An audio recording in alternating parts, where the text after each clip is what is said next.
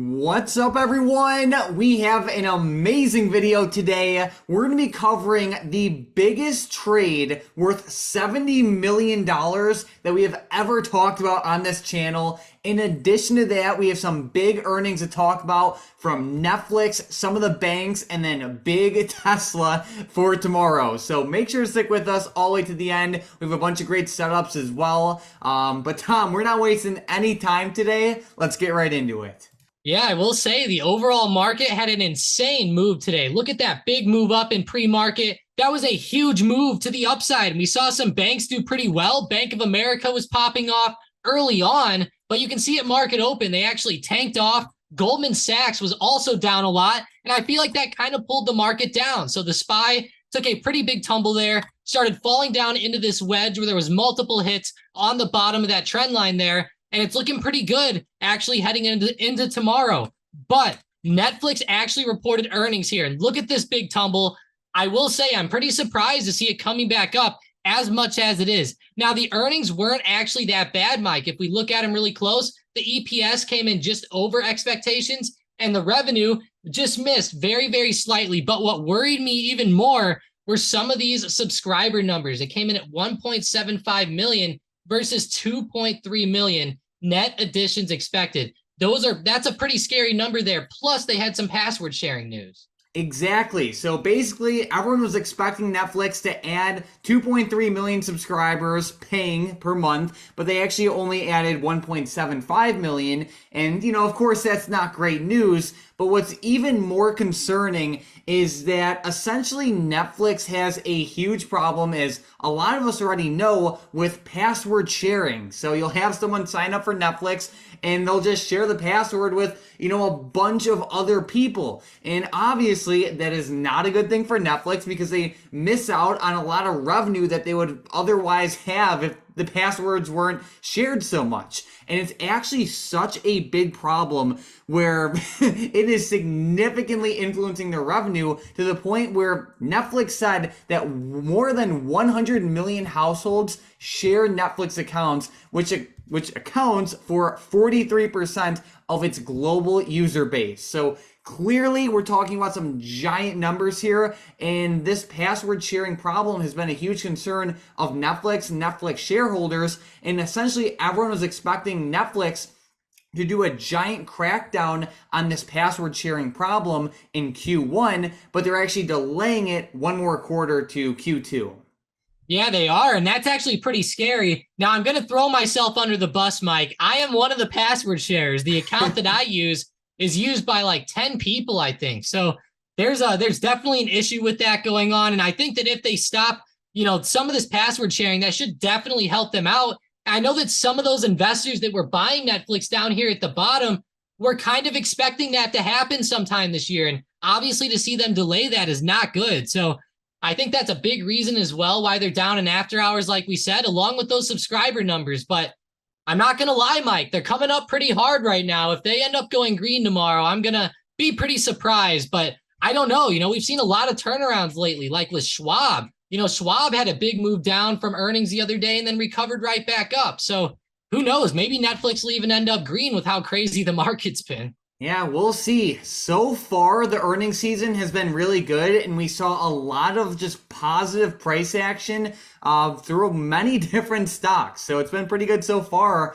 And Tom, we have like the star of the show, Tesla, tomorrow in after hours. Everyone's gonna be talking about this one. What are your thoughts on this? Yeah, it's actually pretty crazy. So I actually think Tesla is going to surprise people, and I don't think it's going to be a very good surprise, Mike. I have a very bad feeling that Tesla is going to come in with some pretty bad numbers. So they're actually expected to report $1 billion less in net adjusted income compared to last year. That is pretty insane, or compared to last quarter, actually. So that's pretty insane, Mike. $1 billion less than 3.03 billion. I mean, or right at 3.03 billion. That's a big drop, though. $1 billion, $700 million less than a year ago. But honestly, I think that it's mainly because of the margin compression. We've been talking a lot about margins dropping, not just with Tesla, but companies all across the board. And Tesla is one of those companies that have actually been trying to adjust for this. They've been cutting the prices of some of their vehicles actually, which is going to hurt it even more. So I don't know, Mike. It seems like their sales have been going up pretty good, but those margins have been going down. So I think that's going to be a big concern. That's the thing. So it's like, yes, they might have record deliveries and just great production numbers and all that good stuff, but it's like, if you keep just cutting the prices of your product, it's like, your margin's going to take a hit, So it's definitely a serious, I don't want to call it a problem just yet, but it's definitely something to watch closely on Tesla over the next couple of quarters. At the same time, Tesla is a powerhouse in many different ways. So we'll see what happens. But I know a bunch of people are going to be watching this one.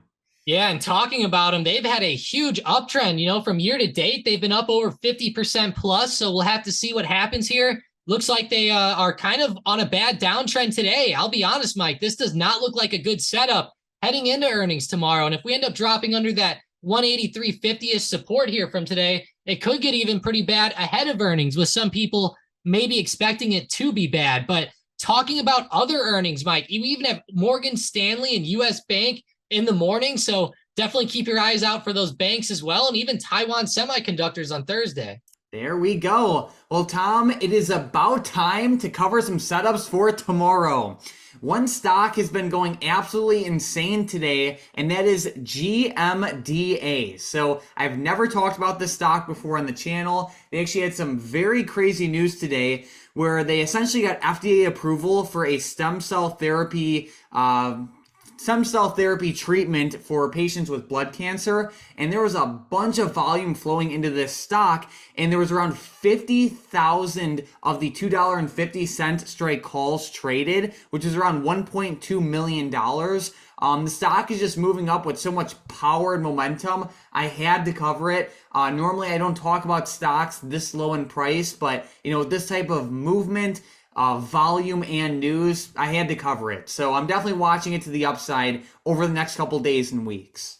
Yeah, I mean, that's definitely a crazy move here. And as we know, these types of stocks that get FDA approvals, especially with something like a cancer treatment or anything like that, that's fantastic. So I hope this stock keeps going. It's definitely low priced. And some of those moves to the upside are insane. It ran 50% today. So man, if this continues, who knows? Maybe we could even get a big move like that tomorrow again. But I will say, Mike, AMD, it's been moving pretty well this week, but not really. It's been staying very low, even while like its powerhouse brother, NVIDIA, keeps powering higher. So I'm really going to keep watching AMD to the downside, especially with Netflix tonight.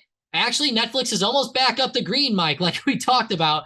But if the tech sector keeps falling off, I'll definitely watch AMD down below 89.20. I like that area as a support from here this morning. And man, I really feel like that AMD is just really lagging behind a lot of these other tech stocks that were moving up today. Yeah, I definitely see that as well. So I will also watch AMD pretty closely.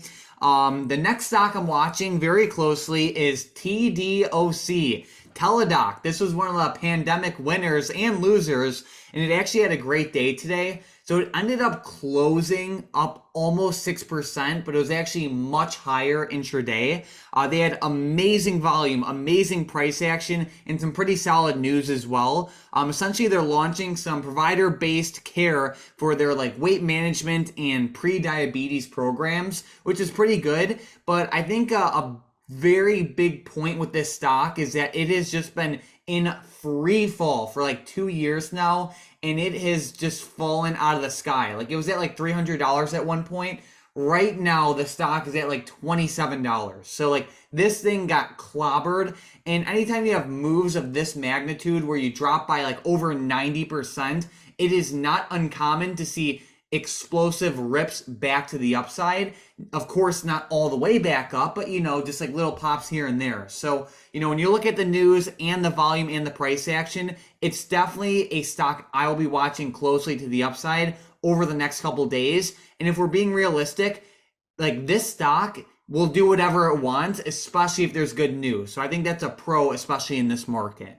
Yeah, I really like that too. Teladoc's one of those crazy stocks that ran up during COVID, and obviously it's done pretty bad the past few years, but I like how you mentioned some of those uptrends, and even look at some of these uptrends here. Some of these moves up are pretty insane. So from this lower support around 23 to 24 to the highs. Look at that. That's a big 48% pop right there. And then just another one right there, another 48 to 50% pop. So this stock can definitely get some good moves, especially off some of these supports. And it's definitely looking pretty good. I will say though, Mike, while that's looking good, I just really don't feel like the NASDAQ is looking as hot here today. You know, there's a big double top here on the daily chart around 321.50, which I'll be honest, I thought maybe we were going to get a big breakout if Netflix had some good earnings. But with those earnings coming in a little bit negative, I'm going to watch QQQ to the downside. If we fall under 317.60, which is a pretty big area from intraday today, I'm going to watch for puts to the downside. Kind of like with AMD, I feel like these plays kind of go hand in hand with tech falling down, but it's really just going to depend on how Netflix opens. You know, if Netflix continues to move up and ends up opening higher, you have to be careful with puts. So the overall market's going to make a big difference there. All right, good stuff. Well, Tom, it is now time for the momentum plays. With the first one, we have Citigroup to the upside. Yeah, this is a pretty good stock today. Ran up to $50.30. If we break above that tomorrow, watch for calls. There was almost a nice triple top right there. All right, with the next one, we have Meta to the downside. META. Now, this one we've been watching for a while, waiting for it to drop, and seems like right now is a pretty good time. If they can get back under that 218 support that was kind of an intraday level today, watch for some puts. But I will say their movement after hours has been kind of mimicking Netflix. Yep. All right, with the next one, we have Apple, and we need both directions. AAPL. So with this one, there's some pretty big levels to the downside, especially intraday, right around 165.65. So if they break below there, watch for some puts intraday. Now, if they break above 166.80 intraday, watch for a big push to the upside. I will say this one, it seems like it's just been channeling and just continues to, break higher lately. You know it. So you guys heard Tom. We have that upside level for potential day trade to the upside tomorrow. We have that downside level for potential break to the downside tomorrow. And then we have the downside level on Meta as well for potential day trade down. And then don't forget about the potential upside level on Citigroup for a day trade up. But Tom, it is now time for the biggest unusual options smart money play that we have ever talked about. This is a $70 million trade, and we are looking at none other than DoorDash, DASH. This stock had a day. It had like a nice slow and steady uptrend intraday. It's been making higher and higher lows over the past couple of months, and it's been mostly steady. $70 million went into the 45 strike call options that expire on August 18th of 2023. Like I said, this is the largest big money play we have ever talked about. Essentially, if you don't know how options work, this is a trade where the big money, whether it be some hedge fund institution or billionaire, is betting that this stock is going to rise. Ideally, the higher the stock goes, the more, normally I would say millions they would make, but I will say tens of millions in this example.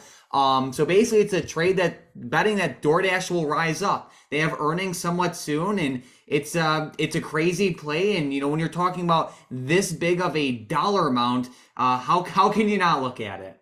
Yeah, and that is very far in the money as well. And I like their expiration. It's only right around August of this year, so it's not really like that crazy. It's not like they're holding it into next year like they are with the 60 strike calls that we talked about back on March 20th. There was even a big money play on it back then with 3.2 million, but $70 million. That's the biggest big money play ever, or largest big money play ever, however you want to say it. But what a play, Mike. DoorDash definitely seems like it's starting to move off of some of these lows. And I'm not going to lie, I know a lot of people who use DoorDash in real life consistently, and I'm not going to lie, they spend a lot of money on it. So I feel like DoorDash is just one of those companies that will do better over the longer term, but obviously they've been on that big downtrend like so many stocks. I am not even going to fault them on the downtrend because there's been so many like Meta, Disney, Netflix, you name it. Most of the tech stocks took a big tumble there. So I'm definitely going to watch DoorDash back up. It's one of those crazy stocks, Mike. I know them and Uber have had some crazy moves in the past. So I could definitely see a big recovery eventually out of this one. So this stock actually has all-time highs right around the $257 mark that it made back in November of 2021. Since then, it fell to lows of around $41 back in like October of 2022. And right now it's lingering right around $62 a share. So it's been all over the place, just like a bunch of other stocks have been, just like you said, Tom. Overall, I like the risk reward scenario. And like, I'm just like wondering, like, someone knows something, you know? It's like part of me deep down is like speculating. And like I said, this is complete speculation, you know? So complete speculation, you know, don't take this for, don't take this too seriously. But, you know, when you have $70 million going into call options like this, I can't help but think if, like, you know, maybe some bigger player is looking to acquire DoorDash or buy them out, or just, you know, maybe some giant deals in the works behind the scenes. I don't know, but it's like when you're putting $70 million into a call play, like this is like a very significant amount, and we've never even seen trades like even close to this dollar amount. Yeah, that is insane. 70 million. I don't think that, you know, even just looking in the background, I rarely ever see moves that big in the options market. So that is huge, Mike. I'm going to continue to watch this as the day goes on, especially on stocks like DoorDash. You know, like obviously there's a lot of big money plays on some of the bigger stocks, but DoorDash, I mean, man, that is a lot of money into those calls. So, Mike, it's the 45 strike. Let's just say some people wanted to play this as well and maybe, you know, follow the play. You know, 45 is pretty far in the money, right? So we're sitting here right around 62.35. What would you maybe suggest some people do that to, you know, maybe follow this if they wanted to trade some options on DoorDash? I honestly think it's even a good share play. But if you wanted to trade some options on it, you know, like, would you just suggest maybe some 60 strike calls, or how would you play it out? See, I'm very glad you asked this question, because I bet a bunch of people see this giant trade and they instantly think like, all right, I'm just going to buy some DoorDash calls that expire this Friday. And that's exactly how you don't want to trade this, because the expiration on this is August 18th. So the main thing, if you want to replicate this trade, but you don't want to buy the exact option, you have to make sure you're at least a close expiration, you know? So August 18th is like the first priority. The more time you get, the better. So get an expiration at least to August 18th. And from there, you know, the deeper in the money you get, the better. So like the 45 strike call is great. But, you know, if you don't want to buy that deep in the money, you could always get like the 60 strike call, or maybe even like the 70 or 75 strike call. Those are some basic ways to play it. And I think there's absolutely nothing wrong with just grabbing DoorDash shares either. Yeah, exactly. There's so many options out there and different ways you could play this one. I know some people in Discord were even talking about spreads and stuff like that. Obviously, you know, if you guys want to go over stuff like that, head into the Discord. You know, we're talking about stuff like that all the time. So go ahead and get in there and we can maybe go over some of the plays if you guys want to. The link for the Discord will be the first link in the description in the comments down below. It's completely free, and we have a bunch of other great people and traders in there. So definitely join up. But Tom, for tomorrow, you know, I'm pretty excited. Tesla's set to report earnings. Netflix already did, and the reaction has been very interesting so far. It tanked down at first, and now we're back to break even on it. So do you have any final thoughts before we close out? Yeah, honestly, I'm not even surprised that we're all the way back up. It seems like every single time the market makes a big move lately, there's a big rejection or something like that the other way. Just like this morning, we had a huge gap up, and then some of those banks fell off, and guess what happened? We moved right back down all day, so people couldn't really even capitalize too much off that upside movement at all. So it's just been a crazy up and down market lately. I know the VIX hasn't really been going too crazy, but just the volatility in general, like on the intraday price action, has been crazy. You know, just so many up and down moves. It's made for some pretty good day trading opportunities, though. I'll give it that. You know it. Last but not least, if you guys are new to the channel, make sure to subscribe. When you subscribe, you'll see our videos recommended to you more often. And giant shout out to today's member of the day, Harold M, in the chat. You only been in the chat for about a week or so, but your activity has been great so far. So definitely make sure to keep it up. Besides that, thank you guys so much for watching, and let's have an amazing week.